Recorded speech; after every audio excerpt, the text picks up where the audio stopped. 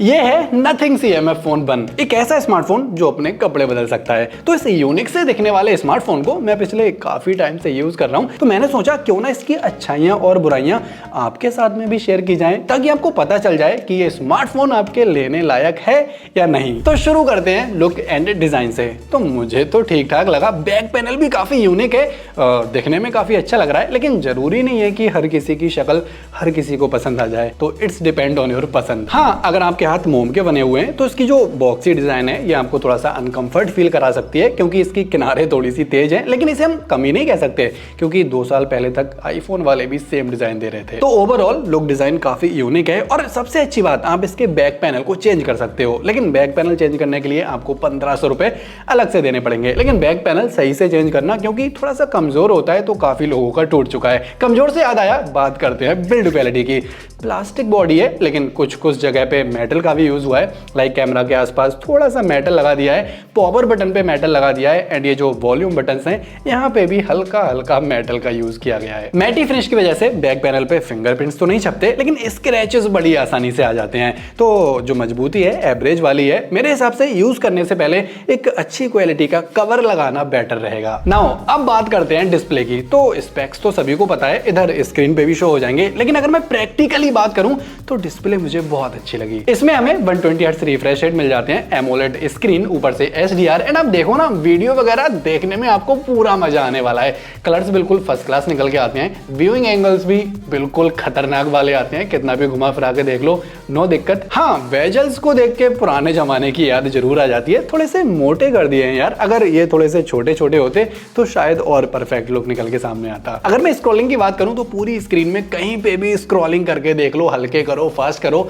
आपको जरा सा भी लैग देखने को नहीं मिलेगा। एंड एक और काम की चीज बताऊं, काफी सारे स्मार्टफोन्स में हमें 120 हर्ट्ज रिफ्रेश रेट देखने को मिलता है, लेकिन वो 120 हर्ट्ज रिफ्रेश रेट सिर्फ UI के अंदर ही काम करता है। जैसे आप किसी ऐप में जाओगे 120 से डायरेक्ट 60 या फिर 90 हर्ट्ज पे शिफ्ट हो जाता है, लेकिन इस स्मार्टफोन में ऐसी कोई दिक्कत नहीं है, मतलब नो धोखाधड़ी। 120 हर्ट्ज UI को भी सपोर्ट करता है, एंड किसी भी ऐप में आप चला के देख लो, हर ऐप में आपको 120 हर्ट्ज रिफ्रेश रेट ही देखने को मिलेगा। ब्राइटनेस की अगर मैं बात करूं तो इंडोर तो सारी चीजें क्लियर दिखाई दे ही जाती हैं, लेकिन जो मेन टेस्टिंग होती है वो होती है आउटडोर में। तो देखो ना, सूर्य देवता के डायरेक्ट कांटेक्ट में भी सारी चीजें बिल्कुल क्लियर दिखाई दे रही हैं, मतलब आपको कहीं पे भी अपनी आंखों पे एक्स्ट्रा जोर डालना नहीं पड़ेगा। तो ओवरऑल अगर मैं डिस्प्ले की बात करूं तो 4.5 आउट ऑफ 5 इतने तो बनते हैं यार, लेकिन कंपनी ने कोई अच्छा या फिर मजबूत वाला प्रोटेक्शन लगा के नहीं भेजा है, तो यूज करने से पहले कोई अच्छा सा ग्लास लगवा लेना स्क्रीन पे, वरना कहीं गिरा गया तो स्क्रीन टूट सकती है। ओके, अब बात करते हैं ताकत वाली चीजों की, मतलब परफॉर्मेंस। तो मैंने डिस्प्ले के टाइम पे बोला था, कितनी भी फास्ट स्क्रॉलिंग कर लो, कहीं पे जरा सा भी लैग आपको देखने को नहीं मिलता। एप्स भी एक झटके में खुल जाते हैं, रैम मैनेजमेंट भी काफी तगड़ा है, मल्टीटास्किंग भी कितनी भी कर लो, कहीं पे भी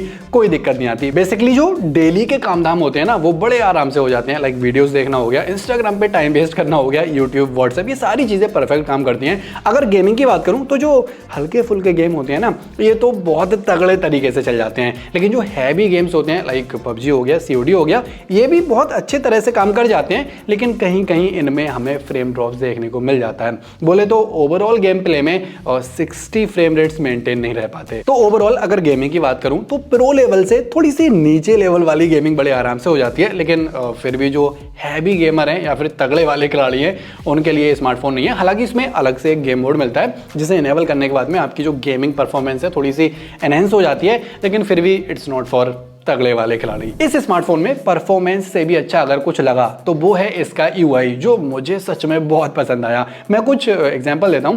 सपोज आपने स्मार्टफोन के अंदर कोई स्क्रीनशॉट लिया, तो स्क्रीनशॉट लेने के बाद में जैसे ही इस आंख पे क्लिक करोगे तो आपका स्क्रीनशॉट ऑटोमेटिक चैट GPT में ओपन हो जाएगा, ताकि आप आसानी से चैट GPT से पूछ सको कि भाई इस स्क्रीनशॉट में क्या क्या है, और भी काफी सारे यूज केस हो सकते हैं। तीसरा एंड सबसे ज्यादा यूजफुल, आप स्मार्टफोन में नथिंग रिकॉर्ड्स को इनेबल करके गूगल आंटी का हमेशा के लिए मुंह बंद कर सकते हो, मतलब सामने वाले को पता ही नहीं चलेगा कि कोई आपकी रिकॉर्डिंग कर रहा है। अब अगर अपडेट्स की बात करूं तो कंपनी ने 2 साल सॉफ्टवेयर अपडेट एंड 3 साल सिक्योरिटी अपडेट देने की कसम खाई है, एंड अभी तो काफी अच्छे अपडेट्स मिल रहे हैं। बाकी फ्यूचर में देखते हैं कंपनी अपने वादे को कहां तक निभाती है। अब किसी भी स्मार्टफोन में बैटरी का अच्छा होना बहुत जरूरी होता है, मतलब दिन भर में अगर 2-3 बार बैटरी चार्ज करनी पड़े तो क्या फायदा। तो इस स्मार्टफोन के डब्बे में आपको चार्जर नहीं मिलता, आपको अलग से लेना पड़ेगा। हाँ, अगर आप 33 वॉट के अडेप्टर से इसे चार्ज करते हो तो 1 से 1.5 घंटे में आपका स्मार्टफोन स्मार्टफोन फुल चार्ज हो जाता है एंड बैटरी दिन भर में आप खर्च नहीं कर पाओगे, मतलब 13-14 घंटे बड़े आराम से चल जाती है। बाकी आपके यूज केस पे भी डिपेंड करता है, अगर आप लगातार गेमिंग करोगे तो फिर तो इतना नहीं चल पाएगी। हाँ, नॉर्मल यूज पे एक दिन बड़े आराम से चल जाती है। एंड नथिंग वालों ने आईफोन की तरह बैटरी हेल्थ को मेंटेन करने के लिए कुछ फीचर्स भी ऐड किए हैं, like smart charging and custom charging mode, जिससे आप अपनी बैटरी हेल्थ को मेंटेन करके बैटरी की उम्र को थोड़ा सा लंबा कर सकते हो। नाउ सबसे ज्यादा जरूरी चीज, कैमरा। दो कैमरा देखने को मिलते हैं, एक 50 मेगापिक्सल, दूसरा 2 मेगापिक्सल। खैर, हमें नंबर से क्या मतलब, हमें मतलब है प्रैक्टिकल चीजों से, बोले तो रिजल्ट से। तो आप ये सैंपल देख सकते हो, हमने काफी सारे फोटोज खींच के देखे हैं, अलग अलग लोकेशन, अलग अलग लाइटिंग कंडीशन, मतलब जितनी टेस्टिंग हो सकती थी हमने करके देख ली। तो नॉर्मल यूज के हिसाब से काफी अच्छे फोटोज आ जाते हैं एंड इसमें कुछ एक्स्ट्रा फीचर्स भी ऐड किए गए हैं जो आई डोंट थिंक कि लोग अपनी जिंदगी में कभी इन्हें यूज करेंगे। हाँ, जो 1x एंड 2x वाले फोटोज हैं उनकी क्वालिटी आप देख सकते हो काफी ठीक ठाक आ जाती है, लेकिन 2x वाली क्वालिटी में थोड़ी सी डिटेलिंग एंड कलर्स की कमी हमें देखने को मिलती है, बोले तो हल्के फीके फीके फोटोज हो जाते हैं। बट कैमरा के अंदर पोर्ट्रेट मोड मुझे बहुत अच्छा लगा। अब ये फोटोज देखो ना भाई, कितने खतरनाक वाली क्वालिटी आपको देखने को मिल रही है। शक्ल अपने आप स्मूथ हो जाती है, बैकग्राउंड ब्लर काफी मस्त तरीके से हो जाता है एंड ये एजेस देखो ना बिल्कुल परफेक्ट निकल के आते हैं। एंड सेम चीज सेल्फी कैमरा के साथ में होती है, मतलब पोर्ट्रेट्स फ्रंट कैमरा से भी काफी मस्त आते हैं। ये समझो कि आप बिना एडिट करे सोशल मीडिया पे बड़े आराम से अपलोड कर सकते हो। बाकी ये कुछ सेल्फी कैमरा के सैंपल्स हैं, नॉर्मल वाले फोटोज हैं, आप देख सकते हो। तो आजकल जो बजट स्मार्टफोन्स आ रहे हैं क्वालिटी उनसे मिलती जुलती ही नजर आएगी एंड इससे आप 4K वीडियो रिकॉर्ड कर सकते हो। ये रही 4K वीडियो, कलर्स या फिर बाकी की डिटेलिंग की अगर मैं बात करूं तो ठीक ठाक आ जाती है, लेकिन अभी सर्दी का मौसम है, धूप की थोड़ी सी कमी है, इसीलिए वीडियो थोड़ी सी फीकी फीकी जरूर लग रही होगी। अदरवाइज स्टेबलाइजेशन बिल्कुल परफेक्ट है, काफी हद तक बिल्कुल स्मूथ वीडियो निकल के आ रही है। एंड सेम चीज आपको फ्रंट कैमरा के साथ देखने को मिल जाती है, बिल्कुल जो शक्ल है थोड़ी सी स्मूथ हो जाती है, जिससे आपकी शक्ल थोड़ी सी अच्छी लगने लगती है। एंड ये स्क्रीन पे आप साइड बाय साइड दोनों कैमरा की वीडियो क्वालिटी को देख सकते हो। अब अगर रात की बात करूं तो भाई रात में भी इस कैमरा ने अपनी लिमिट के अनुसार काफ़ी अच्छा काम किया है। ये सैंपल्स हैं नॉर्मल वाले, आप देख सकते हो काफ़ी ठीक ठाक आ जा रहे हैं, लेकिन पोर्ट्रेट्स भाई रात में भी दिक्कत नहीं होती है। देखो ना कितने क्लियर मस्त मस्त पोर्ट्रेट्स निकल के आए हैं, लेकिन लेंस ही तो है यार, रात में इंसान को नहीं दिखता, कैमरा फिर कैसे देख पाएगा। तो जो आजकल बजट वाले स्मार्टफोन आ रहे हैं उस हिसाब से रात की क्वालिटी काफी अच्छी है। अब अगर ओवरऑल कैमरा परफॉर्मेंस की बात करूं तो एवरेज से काफी बेटर है। लाइक जो नॉर्मल कैमरा यूज केस होते हैं डेली के, उनमें आपको कहीं कोई दिक्कत नहीं आएगी। और आपको भी पता है 99% से ज्यादा जो फोटोज खींचे जाते हैं वो वहीं खींचे जाते हैं जहाँ पे अच्छी लाइटिंग होती है, या फिर शादी ब्याह का कोई माहौल होता है तो हर जगह आपको अच्छी खासी लाइटिंग देखने को मिलती है। रात में तो हम लाइक टेस्टिंग करने के लिए खींचते हैं, वैसे कौन ही रात में फोटो खींचता होगा। तो डेली यूज के हिसाब से कैमरा परफेक्ट है, कहीं पे कोई दिक्कत नहीं है। रेटिंग की अगर मैं बात करूं तो 4 तो यार कम से कम देने बनते हैं आउट ऑफ 5। अब अगर स्मार्टफोन खरीदा है तो गाना बजाना तो जरूर होगा, लेकिन कंपनी ने यहाँ पे गलत किया है, सिर्फ सिंगल स्पीकर दिया है भाई। तो कम से कम देने चाहिए थे यार, लेकिन फिर भी आप इसकी जो साउंड क्वालिटी है एक बार सुन सकते हो।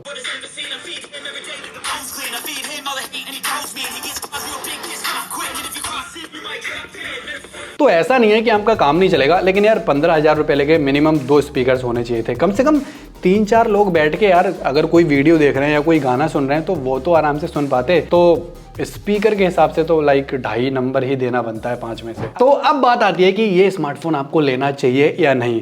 तो नॉर्मल यूज के हिसाब से कोई दिक्कत नहीं है, लाइक कैमरा भी परफेक्ट है, बैटरी भी काफी लंबी टिक जाती है, परफॉर्मेंस भी आपको अच्छी खासी देखने को मिलती है। हाँ, आप फ्लिपकार्ट पे भी देख सकते हो, काफी लोगों ने 4 की रेटिंग दी गई है, तो कहीं ना कहीं स्मार्टफोन परफेक्ट है नॉर्मल यूज के लिए।